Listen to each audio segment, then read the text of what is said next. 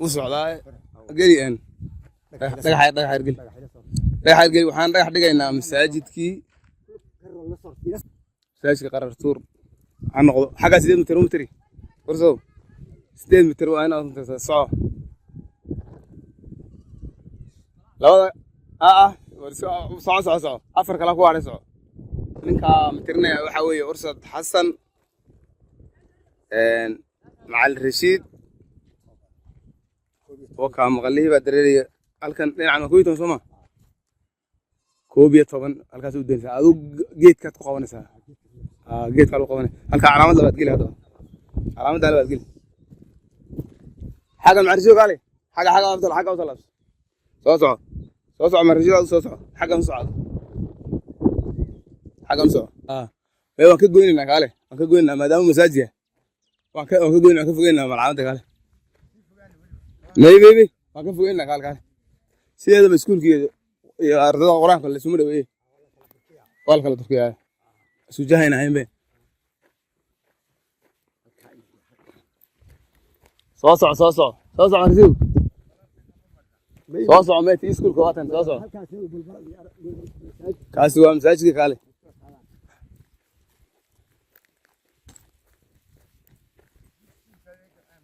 ها كيسكول كان مترنا سكاشن متر ما كدينا وكا أي وكا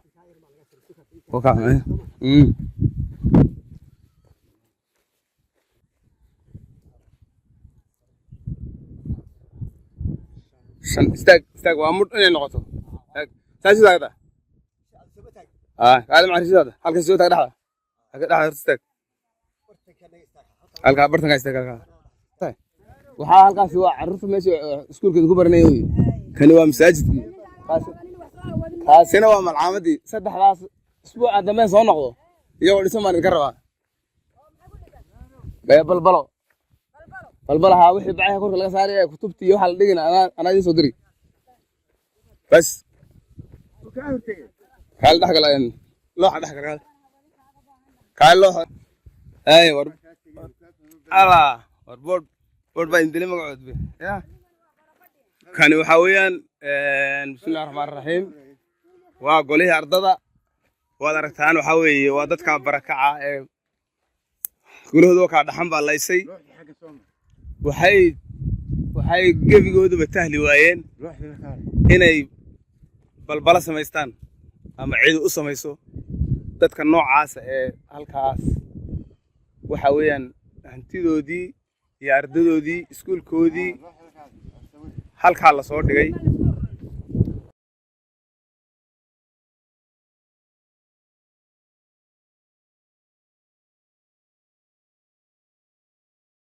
waa reebadihii asalka ah hore halkii aabayogeen wax lagu soo baray looxaas ku dhigtaan abakor saqadaan go'aankaas aan qaadanay inaan xaq Ilaahay u cararo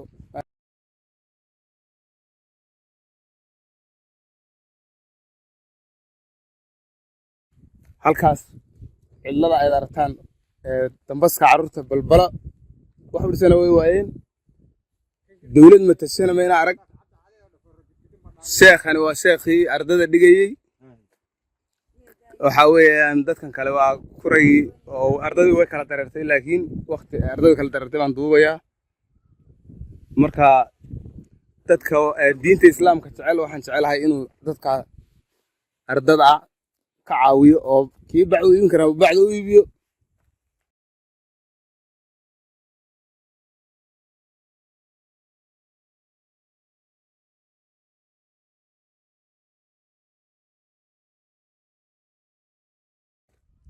taas amarkaasan siinay waa qarar tuur waa nabad dadkay nabad la tahay waxa weeyaan arladay nabad la tahay shin iyo insiba waa nabad ku soo dhawaada qof kasta oo yimaada nabad buu kala kulmi waa la qaabilayaa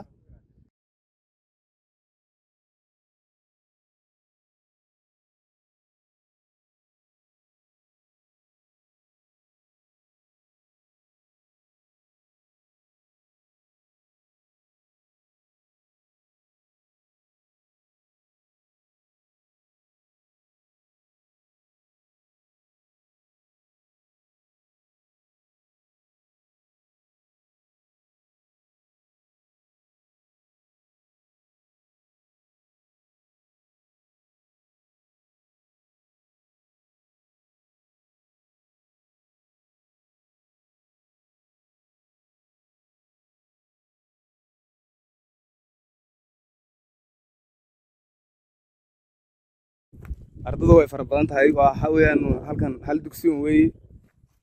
macallinkii waa kan waan wareysanaynaa bal macallin see tahay aad iyo aad baan fahan see tahay ay maasha allah bal warrano oo maxaad u baahan tahay waxaad u baahan tahay waan aragnaa meeshan inay babaydho tahay oo dabeyl ku dishay wax badan baan walaal u baahannahay maxaad u baahan tihiin waxaan u baahannahay waxaan dhaxanta iyo roobka ka jirsan waan gartay waxaan u baahannahay waxaan ku intaysan macnaha qur-aanka ku akhrisan waan gartay oo sida soolad oo kale waan gartay waxaan u baahannahay meel aan ku tukan ayaan u baahannahay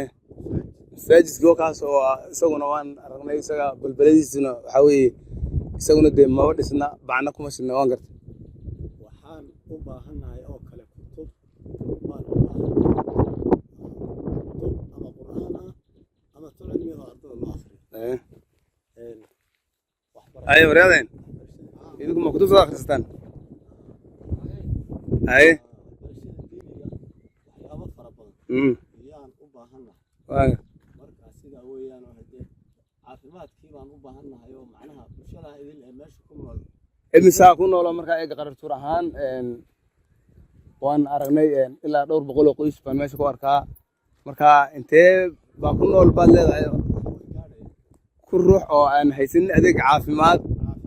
oon haysanin mataqaanaa markaa idinku waxaad ka doorbiteen go-aan inaad qaadataan oo looxda 4 iyo 6 laga soo guuray eega buug waxa lagu ritaa oo online baa laga akhristaa waa la daayayba alaabtan aan meesha ku arkay hidiya dhaqanka markaa waxaad ka door waan gartay waa sax aad iyo aad baad u mahadsan tahay waxa weeyaan hadda dadaal fiican baad muujiseen adduunkana waxa weeyaan waa inta waxbarasho baa lagu gaaraa kolka xagga loo carruun waxa lagu wanaagsanaa waan aragnaa inay dabeyl idin hayso meesha waxa la yiraahdaa qarartuur beeshan aan dhex joognaa abakor isaaq weeye marka soo dhawaada nabad ku soo dhawaada Soomaalida nabad bay leeyihiin jin iyo insiba nabad bay leeyihiin waxa weeyaan meeshan ardadu malcamadan 200 baa dhigata sida ay sheegeen taa kalena 250 baa dhigata tu kale oo geestaas oo macallin kale oo haysan 150 shacabka inta leeg wax adeeg bulsho ama haystaan gobolka Dhagaxbuur bayna ka tirsan yihiin markaas darteed hay'adaha islaamka ee diinta u helinaya waxaan jecelahay inay arrintaas wax ka geystaan wixii waxa ka faahfaahsan taleefanada shaashadan idinku soo qoraynaa qofkii wax ka qaadanaya ama tabarucaad wadartaan waxa weeyaan ardada maxaad u malaynaysaa dabaskaas inteen leeg buu yahay halkaasay salaadii kusoo guuraan toosh ma haystaan solar ma haystaan marka way isaga samreen dar ilaahay bay samreen looxaasay qaateen waxaan leenahay soo dhawaada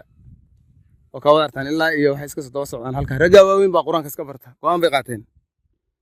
marka laba raab bay u dhigataan oo ciyaalka yar aroorta hor u dhigtaan miya wixii dadka waaweynna waxa ilaa 2 saac 3 saac wixii loo gaaro yaad u balowdaan ma sha Allah jahliga waxaad kaga baxaysaan intaas marka waxaad sameysaan waan idin salaamay qaybta dumarka waxa weeye Soomaalidu wiilasha iyo ragga bay wax baraan gabdhaha dib bay u cadaadiyaan waxa la idinka doonayaa inaad mataqaanaa aad gabdhaha wax bartaan dumarkiina waaweyn aad bartaan salaada qof aan tukanin ma soo galin waxa weeye kolkaad intaas sameysaan wax kasta waad helaysaan odayaashani waxa weeyaan odayaashii socotada Soomaa wadartaan oo meesha waa waxa weeye qolyahani waa qolyo socota oo inta soo taagay sadarteed meesha waa meel population badan waana aragtaan malcamaduhu tan u baan iminka intaan ka gaarnay soo duubnay marka waxaan jecelahay dadka islaamka ah ee mataqaanaa inuu maxayaan inay ka soo qayb qaataan maadaama meesha diin islaamka lagu baro kursigoodu waxa weeyaan waa geedaha galoolka 64 xitaa ma dhicin inay geedaha galoolka ay ku fadhisaan ardaydu waxaad maraysaan ilmaha halkaa 100 waa beri ku soo kala soddonka jus halkaa ku dhameeya dee waxa weeye isagoo salku wada boog yahay soo dhacaya waa sidaas raabka waaweyn markaas la baraa ay xooluhu kala dareeraan carruurtana aroorta hore la baraa waa dadka isku duubtay dadka islaamka waxaan codsanaynaa iyo dadka ay xil ka saaran tahay gobolka Dhexbuur meesha ka tirsan tahay waa degmada Barqod weli wax adeeg ah oo halka uga yimid maana arag marka saa darteed ku soo dhawaada dadka islaamka ku soo dhawaado wixii bini'aadnimadii xuquuqda bini'aadmiga hay'aduhuna ku soo dhawaadaan waa nabad waad iska seexan waxa weeyaan cid aad ka cabsanaysaa ma jiro dee waa nin nabadgelyo ku talagalay Soomaalidu qori bay wataan way istilaan go'aanka annagu ma naqaan waxaan qaadanay inaan xaq alla u carro marka saa darteed waa in lagu soo dhawaado wixii mataqaanaa diinta islaamka jecel inuu adduunka horumar doonayo islaamkuna kor noqdo waan salaamu calaykum waraxmatullaahi wabarakaatuh